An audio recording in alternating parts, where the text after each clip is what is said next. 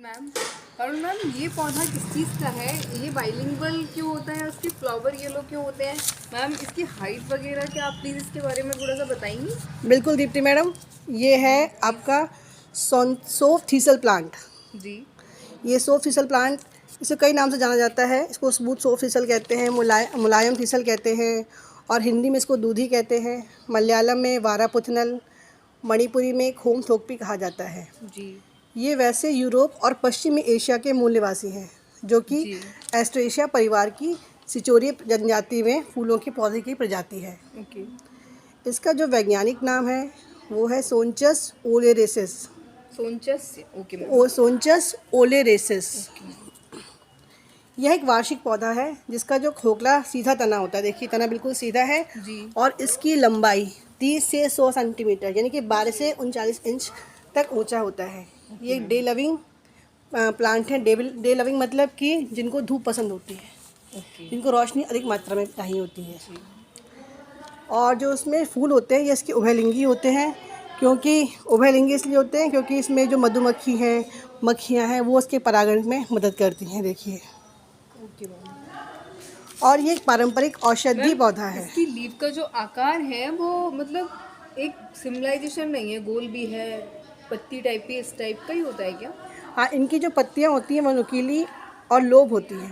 Okay कुछ इसके जो पौधे होते हैं उसमें गोल शेप में पत्तियाँ पाई जाती हैं, गोलाकार। जी जी लेकिन जो आपका ये सोनचस ओलेसिस है, या ये जिसको आप बोल रहे हैं सौथिरुल, जी इसकी जो पत्तियाँ होती हैं वो इस प्रकार से कांटेदार होती हैं, और इनका जो शेप होता है नुकीली शेप में होती हैं। क्योंकि यह भी एक आक्रामक पौधा कहलाता है। इसकी पत्तियों से कहा जाता है कि उड़ती हुई पत्तियाँ हैं। उड़ती हुई पत्तियाँ। हाँ, देखिए भाले लाइक जैसी अ है। Butterfly yes, this type. Okay तो इसलिए इसको कहा जाता है उड़ती हुई पत्तियाँ। और ये बहुत आगे से नुकीली होती है, इसलिए इसको आक्रामक पौधा भी कहा जाता है, जी। इसकी इस पत्तियों की वजह से। मैम इसका दवा में क्या यूज़ होता है?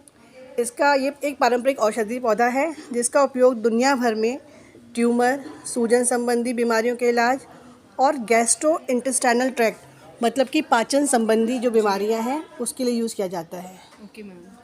और इसके अलावा इसकी जो पत्तियां होती हैं वो लोग चाइना में सलाद के रूप में यूज़ करते हैं, अमेरिका में भी खाई जाती हैं। ओके इनका साग बनता है। जी इसमें क्या होता है, क्योंकि इसमें ये पौधा इसलिए और ज़्यादा इम्पॉर्टेंट है क्योंकि इसमें जो 100 ग्राम पौधे में 30 से 40, और जो उसके बारे में और बताऊँ मैं आपको, तो उसके प्रति 100 ग्राम पौधे में 30 से 40 mg vitamin C, 1.2 protein, 1.2% protein, जी और 0.3% वसा, और 35 milligram vitamin A, 1.5 milligram vitamin B1 जिसको हम थियामिन भी बोलते हैं, राइबोफ्लेविन यानी कि विटामिन B12 जी वो 5 mg, calcium, phosphorus, iron, manganese, sodium, potassium, zinc मतलब सब पाया जाता एवरी है। Vitamins include in this yes, plants. Okay ma'am. ये मोस्टली आपको खेतों में, चारागाह में, तटवर्तीय क्षेत्र में, और बगीचों में, यार्ड में, हर जगह मिलता है। सर्वव्यापी से बोल सकते हैं आप, ये आपको हर जगह दिखाई देगा। और सफिशिएंट। इसके बारे में अगर मैं आपको बताऊं तो इसके फल और पौधे के बारे में आपको बताती हूँ कि जो उसका फूल होता है, ये फ्लावर, ये आम तौर पर बसंत और गर्मियों में होता है और तने के शीर्ष पर बनते हैं। देखिए आपको कहीं बीच में फ्लावर बने नज़र नहीं आएंगे, पूरे प्लांट में देखिए कहीं नज़र नहीं आएंगे, सिर्फ जहाँ इनका हेड है, तने का शीर्ष, जैसे इस तने का शीर्ष ये है तो यहाँ दिखाई देंगे, इस तने का शीर्ष यहाँ है तो यहाँ पे ये अभी आने वाले हैं, ठीक है। और जो इनके फूलों के सिर होते हैं, अगर आप इसके फूलों के सिरों को ऑब्ज़र्व करें, ये देखिए मैं आपको दिखाती हूँ, ये जो इनके फूलों के शीर्ष हैं, एक मिनट प्लीज़, ये देखिए, ये आपको दिखाई देंगे जैसे कलश शेप में। इन पौधों के जो शीर्ष होते हैं वो कलश शेप में दिखाई देते हैं। ये देखिए आप, आई होप आपको दिख रहा होगा जी ये देखिए, ये कलश शेप में आपको दिखाई देंगे। और इसके अगर हम फल के बारे में बात करें तो जो उसके फल होते हैं वो फुटबॉल से अंडे तक के आकार में पाए जाते हैं, जिसमें कि बहुत सारे बाल होते हैं। एक्चुअली इसमें फल इनके टूट चुके हैं, लेकिन अगर आप ऑब्ज़र्व करें तो ये देखिएगा, ये इसमें देखिए कितने सारे बाल हैं, जी जी, ये तो ये बहुत देखिए। सॉफ्ट दिख रहा है।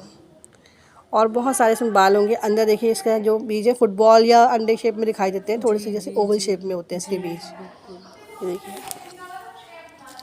और जो इनकी ये जो होते हैं ये बहुत छोटे होते हैं, लगभग 1/10 से 1/16 इंच, यानी कि 2.5 से 4 mm तक, 2.5 से 4 mm तक इनकी लंबाई होती है जी।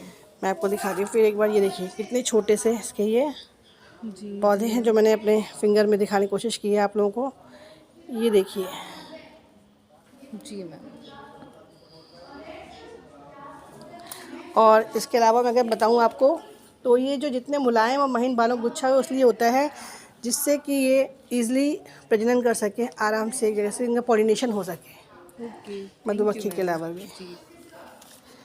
और इसके अलावा जब हम इसको तोड़ते हैं जी। तो अभी आपने औषधि का पूछा था कि कैसे यूज़ होती है, तो जब हम इस पौधे को कहीं से भी तोड़ेंगे, क्योंकि एक्चुअली मैं तोड़ना नहीं चाह रही, जी। फिर भी आपको दिखा देती हूँ एक साइड से तोड़ के। अगर आप इसकी पत्ती को कहीं से भी तोड़ेंगे तो उसमें से दूध जैसा एक पदार्थ निकलता है, जी। ये देखिएगा। तो ये जो दूध जैसा पदार्थ होता है ये देखिए जी। मेरे फिंगर में आपको दिख रहा होगा मिल्क जैसा, जी। ये जो दूध जैसा पदार्थ होता है ये पदार्थ निकलता है जो औषधि के रूप में प्रयोग किया जाता है। ओके। उम्मीद है कि आपको ये जानकारी पसंद आई होगी। जी, थैंक यू मैम, बहुत अच्छा लगा। Thank you so much. Thank you.